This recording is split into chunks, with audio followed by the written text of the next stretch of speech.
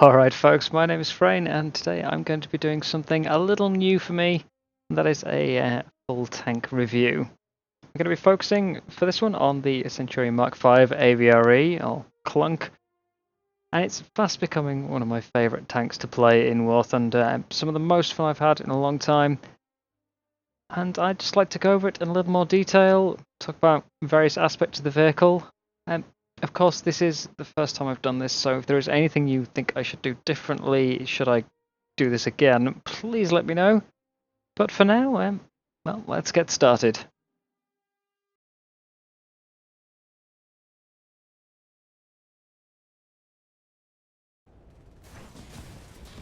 So first, we're going to talk about survivability. Now, for those of you who've played the other Centurion variants, the Mark III or the Mark 10, you will know that the platform is already pretty good on the frontal armour, although it's not entirely flawless. Thankfully though, the AVRE improves on this quite well already, and you can see in this clip that I'm taking quite the pounding from multiple directions and surviving far longer than I would ever expect in a regular Centurion. And that's courtesy of a few particular additions to the tank. So first off, we have the side armour. There is an additional 70mm composite armour skirt on the front third or so of this tank. It won't stop any shells directly into your side, but it's going to allow you to angle a little more than the previous Centurions, and seems to reduce the damage you take if you do get penned.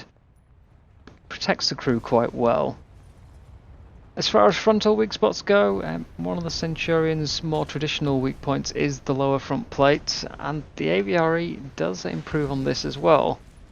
You have an additional dozer blade mounted on the front, 70mm of structural steel, or approximately 30 mils of equivalent tank armour after all the modifiers, plus there's several little gubbins behind it to mount it all onto the tank.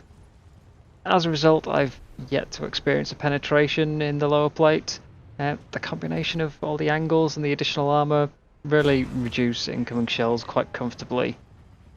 And it's really nice because it's still one of the places that enemies aim for the most. There's long 88s bouncing off it all the time, which would never happen before. Probably the other most deadly frontal weak spot on regular Centurions is the turret roof. And with the new reactive armour plates applied onto that, and as well on the upper plate, plus another 10mm mounting plate holding it all on, it's pretty much all but eliminated as a problem. You can go hull down really well. If you add together all of this with a high vitality crew, and you actually turn into an incredibly resistant tank. I've been really surprised how much firepower I've been able to take in this without getting knocked out. Sides and rear of the turret are still pretty painful, of course, but it's no longer guaranteed death as you now have 5 crew members, and that means you have 2 in the hull, so if someone pens your turret, you're not going to die in just that one hit, or at least not every time. That's not to say the tank is without weak points though.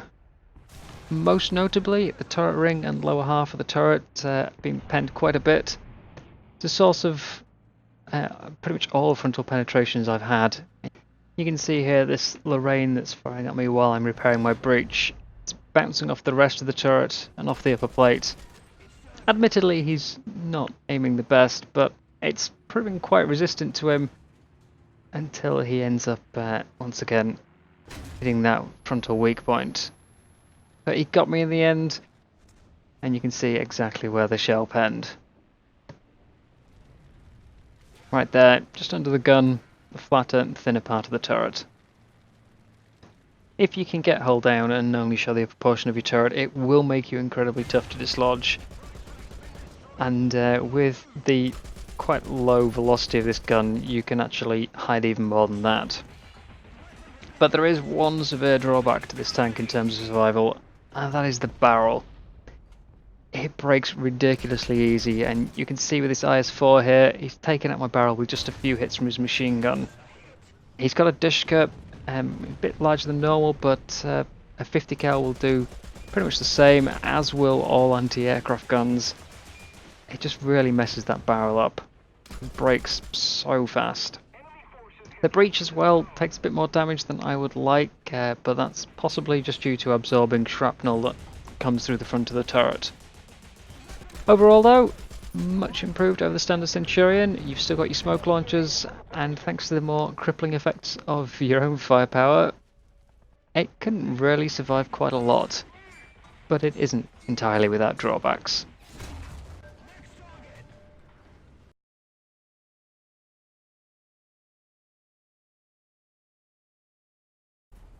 And so we move on to firepower, the main purpose of this tank. It boasts a 165mm HESH round, and it's pretty damn lethal. It's not always a one-shot, but if you can get the shell into the right place, like the rear of that Panther II's turret, or the side of this one, it will completely obliterate the internals of the tank. It can surprise you quite a bit.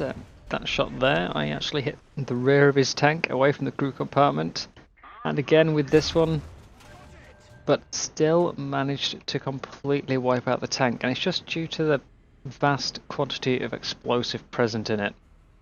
You do get some kills you really wouldn't expect. On this Tiger II I hit the barrel but still blew up everything through the whole roof. Or this Leopard here, which I'm not quite sure if I hit the track or the lower plate, but ended up completely gutting the crew. Of course, firing HESH, it's not the most reliable round, and there will be times you're not really getting the one-shots, which can be frustrating with over a 20-second reload. But it's incredibly powerful. You can get away with stuff you wouldn't with another ammo type. Splashing out the barrel and tracks on that Panther is not something you would normally manage, nor is finishing him off with this shot here, striking the cupola and completely obliterating everything within the tank. And the final thing that makes this differ from normal HESH rounds is it actually has a slightly longer fuse.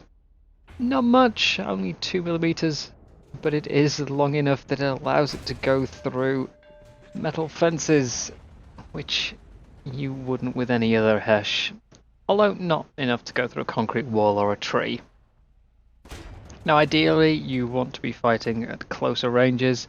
The shell has a very low velocity and underwhelming 259 meters per second. You really want to be ramming it down the enemy's throats, but there is another way to play it. It's not ideal or advised. It does require a lot of luck and patience and practice, but if you can get the ranges down, you can start arcing your shells indirectly over a hill and the enemy can't fire back. You have to be so incredibly precise. It's down to about 10 meters or so, and ideally you're probably going to use slight distance control. But if you can work your accuracy in and get the range down, you can get some really entertaining shots out. Again, not really advised, but it can be useful, more than you would think. Most of the time, others can probably take the target out more easily, or you could just, advance and shoot at a closer range. But there have been times it's come in really handy, dislodging some quite troublesome opponents. On Berlin here, I had 2 enemy Jagdtigers camping hull down in the back.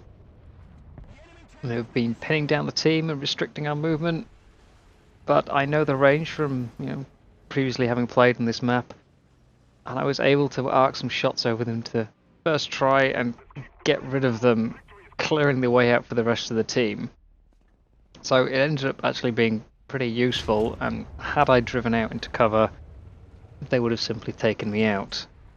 Now, for that last shot, you might have noticed it actually hit the ground instead of hitting the tank. But it still killed him, and with the help of Tank Polygon, I'm going to show you that this is actually quite a viable and frequent thing to happen. So you have around 20 kilos of TNT equivalent, and most tanks, well, they don't have good floor armor. So if you can get the shot under the tank, you're pretty much going to one-shot everything. I've yet to find a tank that can survive this. It's not always the easiest shot. Ideally you want to be quite close to do it, You don't want to overshoot or undershoot, but it will take out anything. And it's probably the single most effective, single most reliable way to one-shot a tank.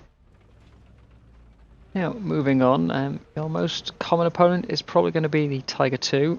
As with most tanks, you want to be aiming for the turret cheeks, but you want to aim for the lower area of them. It will pen the front, but if you hit the lower part, then the explosive blast will also go down through the whole roof and take out those 2 frontal crew members. If you hit higher up, you're probably only going to take out the turret crew in the breach. That's because Hesh is basically 90 degrees from the angle of the armor plate. That's where your spalling goes. There are other options for Tiger IIs. The roof is a very effective one, especially now that the ready rack system has meant that the turret ammo is always the last to go. That was a very weird hit cam there. So you can potentially go for the lower plate, but it's not something I advise. With the spalling going at 90 degrees, it should go up through the rest of the tank and into the turret, but the transmission tends to get in the way. I have one-shot on occasion when I've sort of misranged and ended up hitting the lower plate, but it's been extremely rare, and I'm struggling to replicate it here as well. So I would say avoid the lower plate shots. Upper plate, while you do have enough pen to get through it, it's not going to be good for one-shotting. You can take out quite a lot of crew, especially if you hit high on the upper plate, but it's probably not going to clear the turret. If you don't have much time to take your shot, it still works though, as you will usually knock out the barrel if it's pointed at you, as well as knocking out the transmission of the driver, so they can't fire back and they can't move. The final reliable shot I found is to shoot for the track. Now, on these test targets, it is going to be largely due to where the ammunition is placed, and it's not going to be 100% guaranteed as a result. Whoops, that was a bit of a double fire there. So you're not always going to get it, because there's not always going to be ammo in the sides, but it's still been very reliable for me. In fact, track shots on most tanks are still quite crippling. Not quite that far forward on the mouse, although it did cripple quite a bit of him. But towards the back there under the ammunition, and same with the E100, it's pretty damaging. So, worth it again if you don't have much time to aim, just take that shot. Tiger II sides have not really had great results for me, even when they are full of ammo, and despite the ammo supposedly always blowing up now, there's just something about that side armor does not seem to like causing damage. Side of the turret's a little more reliable, but it's not always been a one shot. Certainly landing under the tank or hitting the front turret has been far more so. Now, these two beasties over here are the 2 toughest targets you'll probably meet, and unlike most tanks, you don't want to aim for the turret cheek. Okay, we don't have enough. No, we don't have enough pen for that. I've never had that happen before. So you don't want to aim for the turret cheek. Yeah, that's more like it. You will get the barrel, you will get some of the machinery in the front half of the tank, but you're not going to kill it. This is more what I was expecting, yeah. So instead, aim for the turret ring. Again, ammunition might not be in the same places due to the ready rack system, but it still should cause a lot of damage. Side turret is pennable, but it's not going to kill. It will take out a lot of crew, it will cause a lot of damage, but it's not going to kill. So, track, still a very effective way, or, as I said, turret ring. And that's probably all that I need to cover, I think. so let's move on.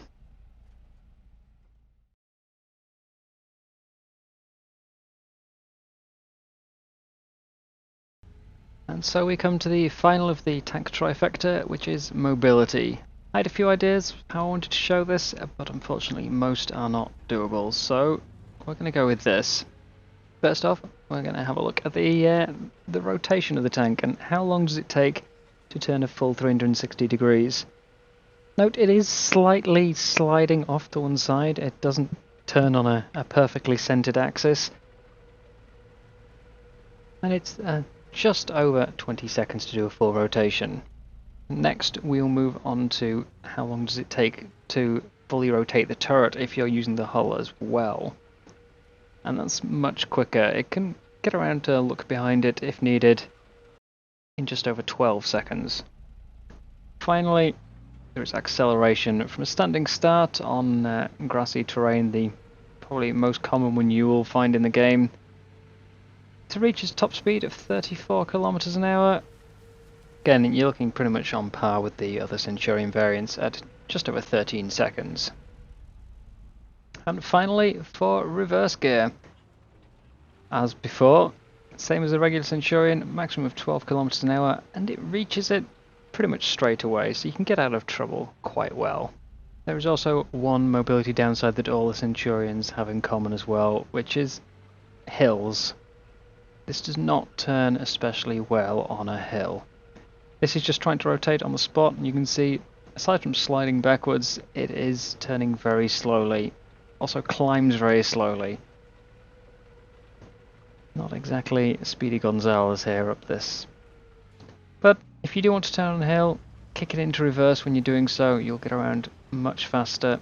Of course you are going to lose some of your position due to going backwards, but it's the best option you've got really if you want to be doing that hill turn.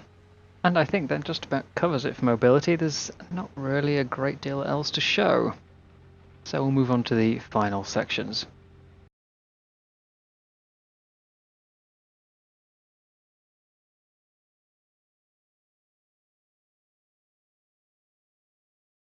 Now, first things first, a bit of a disclaimer. I was given this vehicle by Gaijin, I did not buy it myself.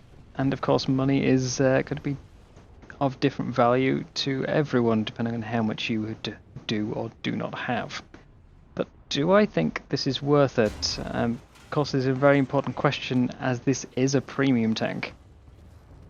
It's also a very difficult question. On the one hand, I think this is a fantastic vehicle to be a premium tank because it's a bit derpy and not particularly useful overall. In terms of kills and sort of supporting your team, other than those mortar shots, there is nothing you can do in this that you could not do sort of better in one of the other Centurions. They have a much faster rate of fire and much more reliable damage output. So the main tree isn't sort of lacking for not having it there. You're not going to be weakened for not having it available as part of a lineup. But it is currently the only Tier 5 premium for Britain, and as a result, when brand new players want to start grinding the tree, this is one of the most appealing options, being the highest tier premium available. So it's both good and bad as a premium. I think if there was already another Tier 5 premium, this would be a great addition. But it's a bit of a bad one for a first premium. So if you are looking to grind the tree fast, then I would say probably the STRV81, the Stridswagen Tier 4, is one of the better options. It won't get you all the way to the end, but it will be a bit more forgiving for a new player. If you're looking for a Tier 5 in particular, and you're already partway through the British tree, I would say throw a talisman onto something like the Vickers or the Centurion, or both, for the same price you could get this for. But if you're just looking for some fun, then I think this is an incredibly fun tank. I have not found anyone that I've spoken to yet who has it and doesn't find it fun. Useless maybe, or a bit lacking in performance, I think certainly some would agree, but I've not met anyone who thinks it isn't fun. It's not always about, you know, the fact it's a derp tank. It's not about the large explosive impacts. There's just something about it which is incredibly enjoyable. Now, hopefully, through all that rambling, I have managed to answer the question, and let's move on to a proper battle. And for this, I have chosen a battle on Advance to the Rhine. It's not my best battle in this tank.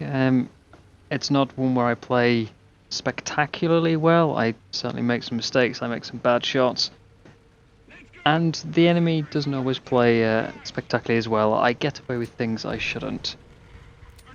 But I'm going to use this particular game as I think it highlights some of the differences between this and some of the other Centurions. It shows some of the difficulties you might come across, as well as some of the better upsides to the vehicle.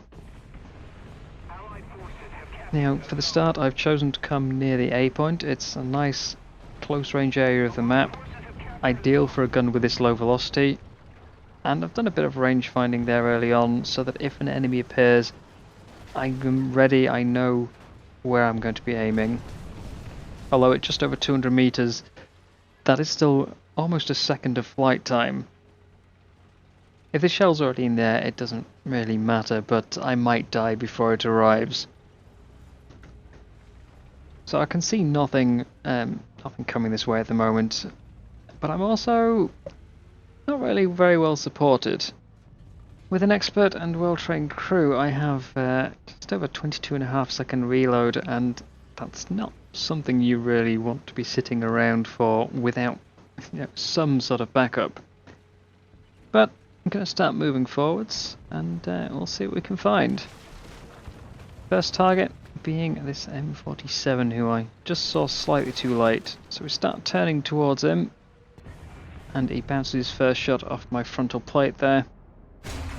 Returning fire, I missed where I was wanting to aim, which was just the cheeks of his turret, but ended up taking out his tracks, barrel and breech, so he's not going to go anywhere and he can't hurt me. So I'm going to close the gap. Obviously popping smoke doesn't really prevent me from doing this. Pushing in, just ready to finish him off when I see this Tiger 2 here. Misplaced the shot. He's got no ammo in the side, it's all in his turret, courtesy of that new ready rack feature. And I end up doing very minimal damage to him. Now I chose the Tiger 2 over finishing the M47 because I figured that Tiger 2 was going to turn and kill me. And the M47 is at least firing into my front, where he's having a really tough time getting some damage down. My follow-up shot on him, not the best, but while you would ideally want one-shot kills, at the very least you are crippling your opponents when you don't get the hit you want. He can't fire back once more, he can't move, and now I can put the shot where I originally intended, into the side of his turret, and knock out the rest of his tank. But I've got some backup with me now, quite a bit. A few late spawners into the game. Let's push down and get rid of this Tiger 2P. Straight into the side of the turret.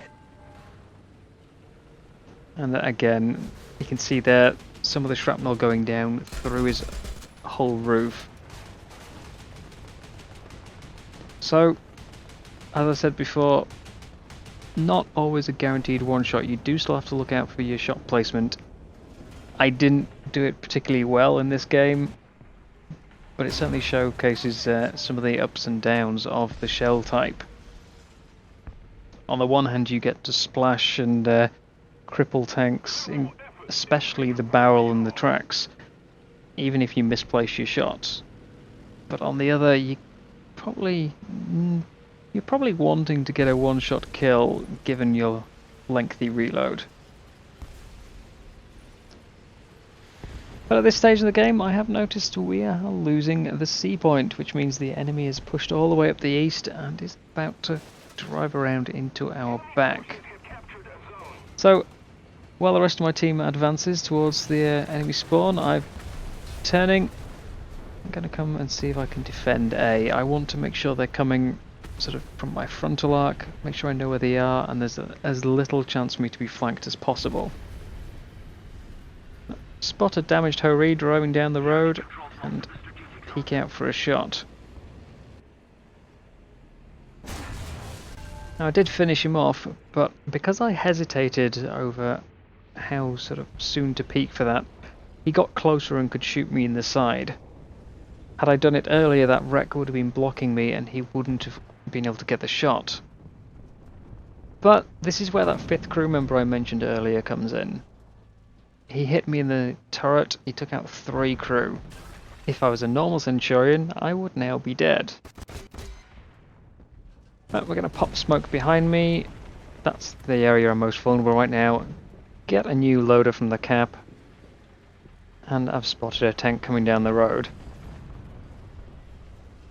Now, thankfully, despite the 5 crew, only one of them is designated as loader, so losing multiple crew isn't quite as bad as it could be. You do still get a slightly longer reload, but it's not as agonizingly long as in some of the tanks with 2 loaders. But that's a Panther 2 down, hitting him in the square in the turret and absolutely annihilating the tank. But someone just died ahead of me to a Tiger 2, so I know there's one there, and I'm still on reload, so just try to tuck in. Unfortunately, losing my new loader already, losing my turret ring. Tiger knew where to shoot me, it seems. Or at least at the time, that's what I thought. So, I should be dead here. He's got my turret ring, I'm repairing. Smoke isn't going to save me for very long.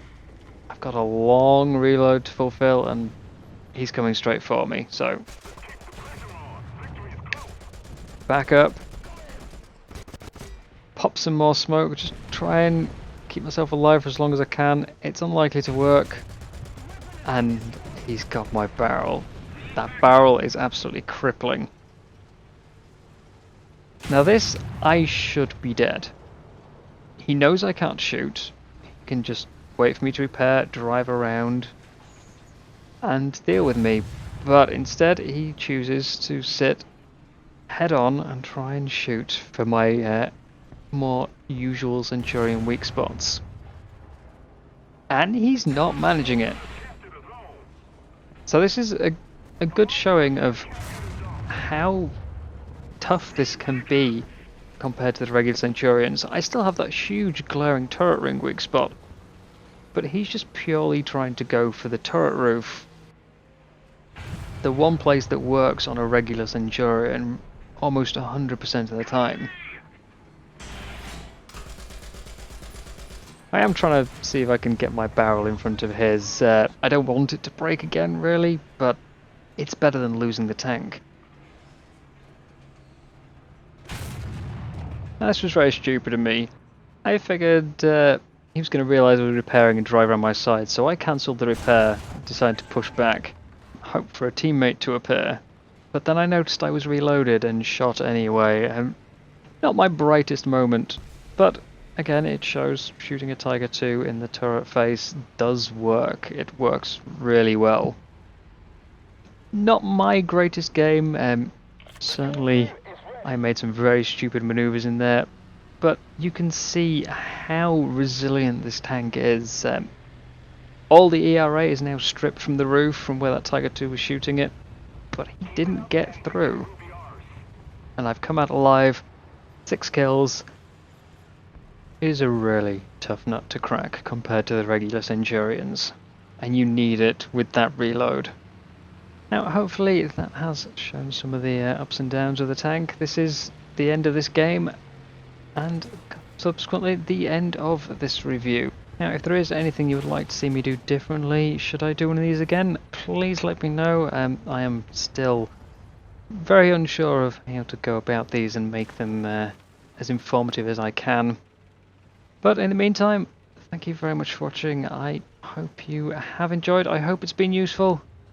And I will see you next time.